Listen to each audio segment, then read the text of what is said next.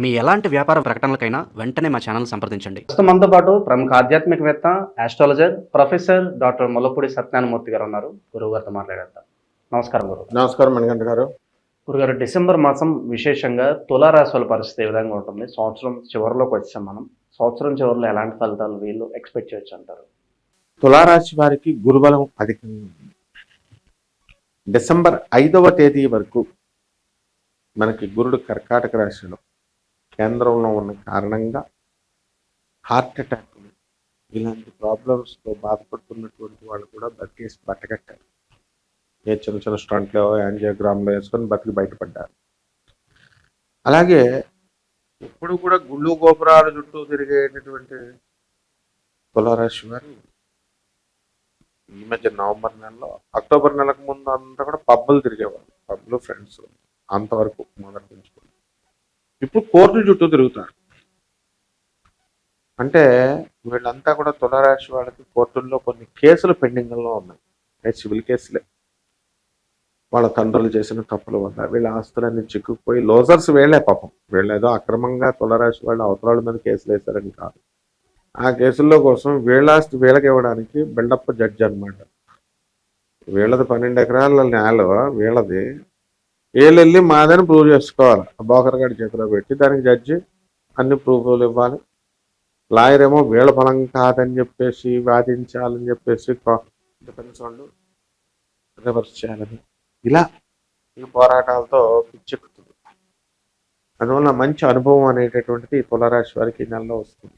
ఇక ఆదాయాలు మాత్రం ఏం పర్వాలేదు. కొంతమందికి గోచార రీత్యా ఉద్యోగాలు పోయినాయి కాబట్టి ఖర్చులు కూడా అధికంగా వీళ్ళకు ఉంటాయి. దూర ప్రయాణాలు చేయాల్సినటువంటి అవసరం, కోర్టుకి వెళ్ళాలి కదా. అలాగే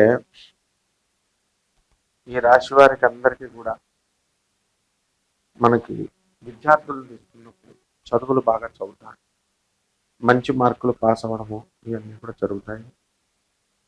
అండ్ విదేశాల్లో మంచి పేరు ప్రతిష్టలు వీళ్ళకి అవడం అనేటటువంటిది జరుగుతాయి. అప్పటి వరకు కూడా బంధువులందరూ కూడా ఉదాసీనంగా ఉన్నటువంటి వాళ్ళంతా కూడా ఇప్పుడు మంచి కలిసికట్టుగా మంచి కోఆపరేషన్తో ఈ యొక్క తులారాశి వారి ఇళ్ళకి రావడం జరుగుతుంది. అంటే అది ఖర్చు ఎక్కువైపోయినా మంచి పలుకుబడితనం ఎక్కువ ఉంటుంది. ఇక వివాహాలు కానటువంటి వాళ్ళకి వివాహాలు అవుతాయి. సంతానం లేనటువంటి వాళ్ళకి సంతానం అవుతాయి. ఇక అక్రమ సంబంధ వ్యవహారాలు ఇవి అన్ని రాశుల వారిని కూడా అందరికీ ఉండవు. ఎక్కడో తప్పనిసరి పరిస్థితుల్లో ఎక్కడో గ్రహాలు వీక్గా అయినప్పుడు ఇలాంటివి మనం మంచి చెప్పిన ఎక్కువ వాళ్ళకి, అలాంటి వాళ్ళకి అందరికీ కూడా వాటి నుంచి బయటపడడానికి అవకాశాలు ఉన్నా బయటకు రాలేరు వాళ్ళు. సో వీళ్ళు ఇటువంటి వాళ్ళు ఎందుకు రాలేకపోతున్నారు అనేటటువంటిది గ్రహాలను మనం చూడాలి. ఇక ఈ రాశి వారు విదేశాలకు వెళ్ళాలి అని అనుకునేటటువంటి వాళ్ళకి విదేశాలకి మనకి లాభంలో ఉన్నటువంటి కేతుగ్రహ ప్రభావం వల్ల వెళ్ళడానికి అవకాశాలు ఉంటాయి. అలాగే ఈ రాశి వారికి అందరికీ కూడా జ్వరాలు, జలుబులు ఇలాంటి కఫ ప్రవృత్తి కలిగినటువంటి రోగాలు రావడానికి అవకాశాలు ఎక్కువగా ఉన్నాయి. నూతన వస్త్రాలంకరణ, నూతన ఆభరణాలు రావడము ఇలాంటివన్నీ కూడా జరుగుతాయి. ఆలోచనాపరంగా కూడా వీళ్ళు కాస్త మార్పు వస్తుంది. వీళ్ళ జీవిత భాగస్వాములకు కొంతమందికి ఒంట్లో బాగోకపోవడం వల్ల వీళ్ళు కూడా తిరిగి విసిగిపోయి ఇంకొకళ్ళు ఎవరైనా ఉంటే బాగుండు చూడడానికి, వాళ్ళ ఫ్యామిలీలో బంధువులు ఒకరిద్దరే నేను జాబ్ చేస్తూ నేను ఈ యొక్క కేసులు హాస్పిటల్స్ తిప్పలేకపోతున్నాను, ప్లస్ ఇంట్లో కూడా ట్రీట్మెంట్ అది ఇవ్వాలి కదా అని మదన పడేటటువంటి ఆడకూతుళ్ళు చాలామంది ఉన్నారు. అలాగే ఈ యొక్క హాస్పిటల్స్లో నడుము నొప్పులు ఇలాంటి అన్నీ కూడా జాయింట్ పెయిన్స్ ఇలాంటివి రావడానికి అవకాశాలు అధికంగా కనబడుతున్నాయి. కాబట్టి ఈ రాశి వారంతా కూడా మనము దూరపు ప్రయాణాలకు వెళ్ళినప్పుడు తగినటువంటి జాగ్రత్తలు తీసుకుని వెళ్ళాలి. దైవిక కార్యక్రమాల్లో పాల్గొంటారు. వ్యవసాయం చేసేటటువంటి రైతులు ఎవరైతే ఉన్నారో ఆ రైతులు కూడా బ్రహ్మాండంగా వీళ్ళు సంపాదించడం అనేటటువంటిది చేస్తారు. కానీ ఖర్చులు అధికంగా ఉంటాయి రైతులకు కూడా. ఒకటి ఏంటంటే పంచమ రాహు ఉన్నాడు, దీనివల్ల సంతానంలో అబార్షన్లు అవ్వడము ఇలాంటివన్నీ కూడా కొన్ని కొన్ని విషయాల్లో జరుగుతాయి. అలాగే షష్టమ శని మంచి హ్యాబిట్స్ని తీసుకొచ్చి ఆరోగ్యాన్ని, లాంగిటివిటీ ఆఫ్ లైఫ్ని పెంచుతాడు. మంచి ఫుడ్ హ్యాబిట్స్ని వీటిని నడపడం వల్ల దాని ద్వారా వీళ్ళకి తాగడము ఇలాంటివన్నీ కూడా వదిలిపడేస్తారు.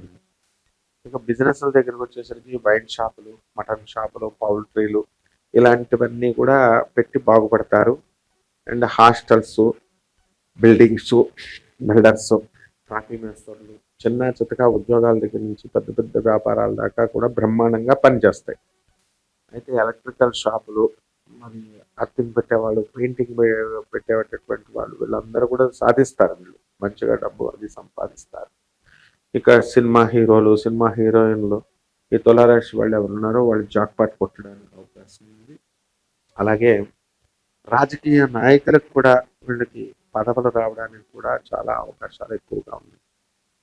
సో విశేషంగా పరిహారాల విషయానికి వస్తే ఎలాంటి పరిహారాలు చేసుకుంటే బాగుంటుంది?